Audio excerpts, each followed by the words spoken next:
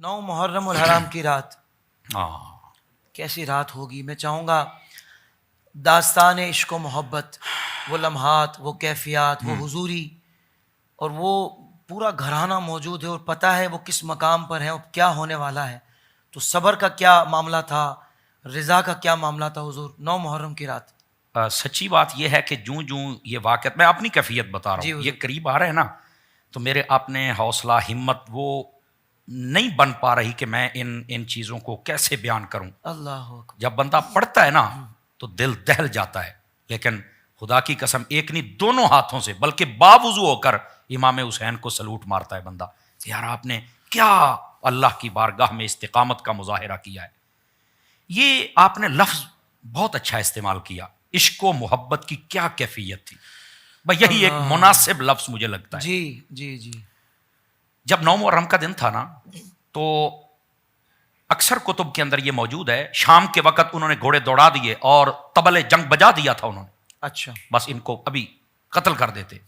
امام علی مقام باہر نکلے، فرمایا کیا مسئلہ ہے، ہم آپ سے جنگ کرنا چاہتے. فرمایا شام کے وقت بھی کوئی جنگ کرتا ہے؟ اصول بھول گئے ہو تم، شرم کرو. آج رات کی ہمیں مہلت چاہیے، آج رات جنگ نہیں ہوگی، صبح کے لیے ہم تیار ہیں جی. باقی پیرا تمہارا لگاؤ، ہم کو کہیں جا رہے ہیں، ادھر ہی ہے نا، صبح ہوگی جناب. امام علی مقام امام حسین نے جب یہ بات کی تو آپ نے اس کے بعد بلا لیا سب کو. شام کا وقت ہو گیا، مغرب کی نماز ہو گئی، عشاء کی نماز ہو گئی. آپ نے نا مردوں کو ایک جگہ اکٹھا کیا. آپ کو پتہ ہے 82 نفوس پر تو یہ قافلہ مشتمل تھا جی. آپ نے جب ان کو جمع فرمایا، آپ نے چراغ جلایا. یہ عشق و محبت کی داستان ہے. فرمایا جو جانا چاہے چلا جائے، میں تم پہ راضی ہوں. یہ صرف میرے خون کے پیاسے ہیں، اب میری وجہ سے مارے جاؤ گے، تم چلے جاؤ یار، یہ تمہارا کسی کا راستہ نہیں روکیں گے، یہ صرف میرے دشمن ہیں. آپ نے جب یہ بات کہی نا، حافظ صاحب یہاں پر یقین فرمائے بندہ حیران ہو جاتا ہے. کیا لجپال ہے، کسی کو شرمندہ نہیں ہونے دیتے. امام علی مقام نے چراغ بجھا دیا. کوئی جانا چاہے نا تو اندھیرے میں اٹھ کے چلا جائے. جب روشنی ہوتی ہے نا تو جاتے وقت بندہ تھوڑا سا جھجک محسوس کرتا ہے کہ میں سب کے سامنے کیسے جاؤں. تھوڑی دیر کے بعد جلایا نا تو جتنے بھی عاشقان حسین تھے وہیں پر جلوہ گر تھے اپنی جگہوں پر. پھر آپ نے کہا کہ آپ جانا چاہیں چلے جائیں، میں آپ پہ راضی ہوں، بالکل مجھے کوئی خفگی نہیں رہے گی آپ کے اوپر، آپ چلے جائیں. دوبارہ پھر آپ نے چراغ بجھا دیا. 3 سے 4 مرتبہ ایسا ہوا. جب آپ پھر کرنے لگے نا یہی بات، تو اس وقت نبی پاک صلی اللہ علیہ وسلم کے صحابی حبیب بن مظاہر کا نام بھی آتا ہے، مسلم بن اس وجہ کا نام بھی آتا ہے رضی اللہ عنہما. یہ کھڑے ہوئے اور ان کی 82 سے 90 سال کے قریب عمر تھی، کیونکہ حضور کے اس وقت جتنے صحابی تھے سارے بوڑھے تھے، زیادہ عمر کے تھے نا. وہ کھڑے ہو گئے اور اٹھ کے ایک ہی بات کہی، اے حسین اس موقع پر ہم آپ کو چھوڑ کے نہیں جائیں گے. قیامت والے دن اگر تمہارے نانا نے پوچھ لیا کہ جب اتنا مشکل وقت تھا این اس لمحے چھوڑ کے آ گئے ہو تو ہم کیا منہ دکھائیں گے. تو امام علی مقام امام حسین نے فرمایا یہ بات آپ کی ٹھیک ہے، لیکن میں جو اجازت دے رہا ہوں، فرمایا نہیں بس ہم نے تہیہ کر لیا ہے، آپ کے ساتھ رہیں گے. تو آپ نے فرمایا انکم تقتلون غدن، صبح تم شہید ہو جاؤ گے. تو انہوں نے ایک نعرہ لگایا صحابی رسول نے، کہتے ہیں الحمدللہ الذی شرفنا بالقتل معک یا حسین.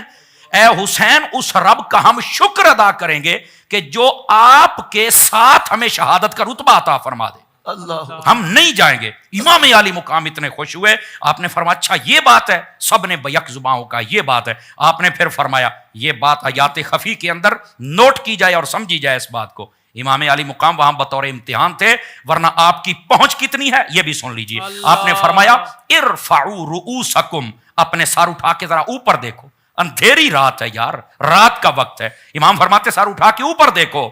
تو انہوں نے کہا جی کدھر دیکھیں؟ فرمایا اوپر دیکھو.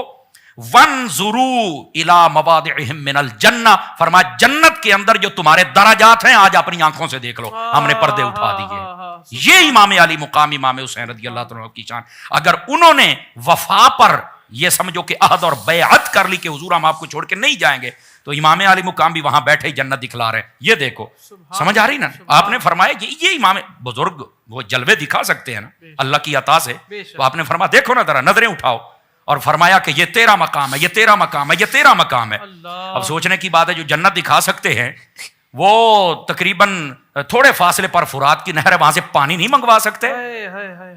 یہ بات بڑی سوچنے والی ہے. تو امام علی مقام امام حسین رضی اللہ آپ کو مجبور بنا کے پیش نہ کیا جائے معذرت کے ساتھ. سمجھ آئی نا؟ آج ہم بھی جو کھا رہے ہیں یہ اسی گھرانے کی خیرات ہے, لیکن امام علی مقام کا وہ امتحان تھا.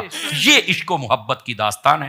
امام علی مقام نے اس انداز کے ساتھ وہاں پر رات کو بسر فرمایا, اور ساری رات اس خیمے سے پھر فرمایا آج جتنا جی بھر کے تم اللہ کی عبادت کرنا چاہتے ہو کر لو. اللہ کی عبادت ہوتی رہی, اور ادھر وہ تیاریاں ہو رہی ہیں, تلواریں تیز ہو رہی ہیں, نیزے سیدھے کیے جا رہے ہیں, شرابیں پی جا رہی ہیں, بدکاریوں کے لیے, جشن کے لیے لوگ تیاریاں کریں کہ صبح یہ کام ہو جائے گا, اور ادھر جنت کا انتظار ہو رہا ہے. اللہ تبارک و تعالی امام علی مقام کا صدقہ ہمارے حال پر بھی اپنا فضل و کرم فرمائے. آمین آمین.